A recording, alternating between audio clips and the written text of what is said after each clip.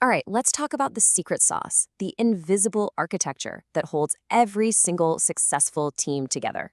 We're talking about business communication. And trust me, it's way more than just talking. It's the actual blueprint for getting things done and getting them done right. Oh man, you've been there, right? You type out this message, it seems crystal clear in your head, you hit send, and the reply you get back is from another planet. That little moment of frustration, that's a classic communication breakdown, and it's exactly what we're going to figure out how to fix.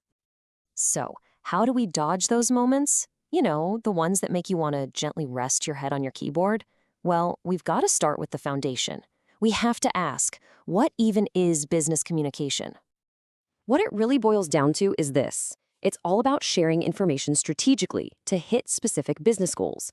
But listen, it's not just about what you're saying, it's about how you're saying it. The whole point is to create clarity, get people working together, and build strong relationships. It's kind of like the oil that keeps the gears of a company turning without grinding to a halt. Okay, so to really get good at this, we have to understand its DNA. Because business communication, it's not at all like just chatting with your friends. It has its own set of rules, its own core principles that make it a totally different animal. And the number one thing to remember is this. It is always goal-oriented.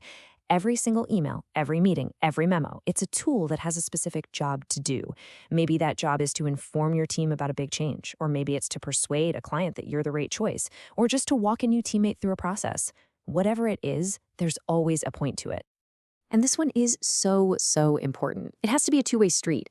This isn't a monologue where you just shout your message out into the world. No way. Real, effective communication means you're also actively listening and actually trying to understand the feedback you get. If you don't have that feedback loop, you're pretty much just talking to yourself. And you can see the difference right here, clear as day. On one side, you have business communication. It's structured, it has a purpose. It's all about getting something done. On the other side, casual conversation.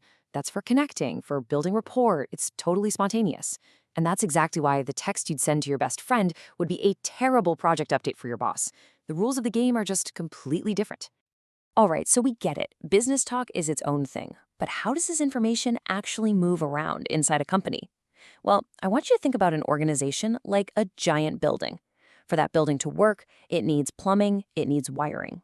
In a company, that wiring is the flow of information, and it moves in some very specific, very important directions. And here's that wiring diagram. First, you've got upward communication. That's information flowing from employees up to management. Think progress reports, new ideas. Then you have downward communication. That's direction coming from the top down, like new company policies or instructions for a project. And finally, there's lateral communication. This is your peer-to-peer stuff, teams working together to solve problems.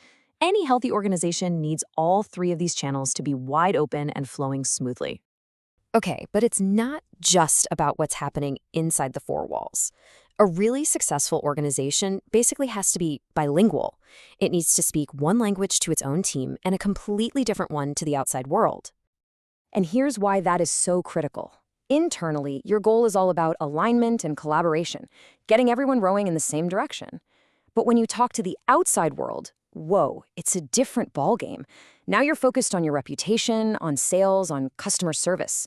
The message you send your team is never going to be the same one you send your customers because the audience is different and what you're trying to achieve is totally different. Okay, we've covered the what and the how, but now for the big one, the why. Why is getting this stuff right absolutely 100% non-negotiable?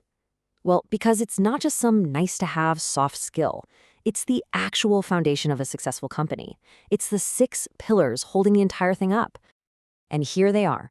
When you nail communication, you supercharge productivity because clear instructions mean less confusion. You make better decisions because everyone has the information they need. You see employee engagement skyrocket because when people feel heard, they feel valued. And on top of all that, you build an ironclad reputation with the outside world. Each of these pillars is a real, tangible business result. This is where great communication stops being a skill and starts being a massive competitive advantage. So I'm going to leave you with a question to chew on, thinking about everything we just covered. Upward, downward, lateral. What is the one single most important message that your organization needs to hear today to be even stronger tomorrow?